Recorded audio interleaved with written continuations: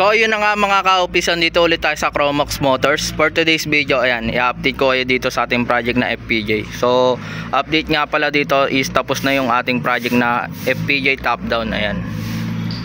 So ang kailangan na lang dito is hinihintay is yung kanyang change of ownership. Ayan. So kukunin na yan pag dumating na yung kanyang change of ownership. Ayan. Silipin natin. Ayan. Pure stainless yan mga ka-office.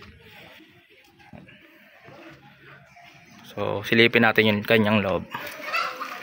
Ayan. Napaka-casing niya, no? At ayun. May sound system na rin siya.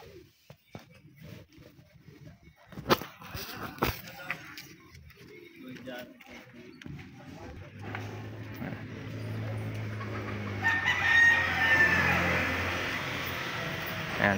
So shoutout nga pala sa may-ari nito. So napakakinis ng iyong owner.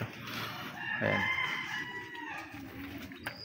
So ayan, nakita nyo yung ating project na FPJ.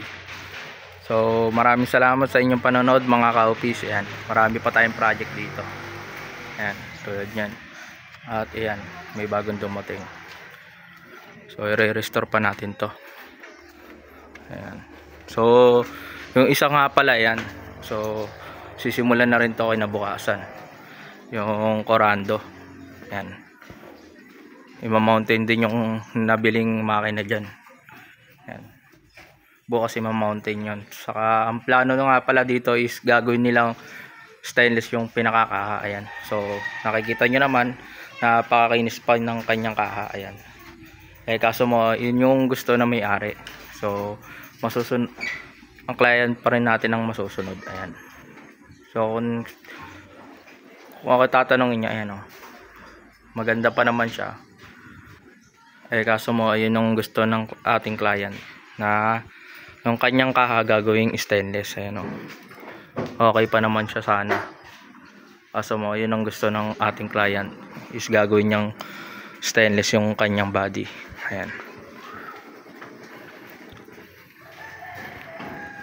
So abang-abang lang din kayo dito sa ating project na to. So makisig kakalabasan niya mga ka-office.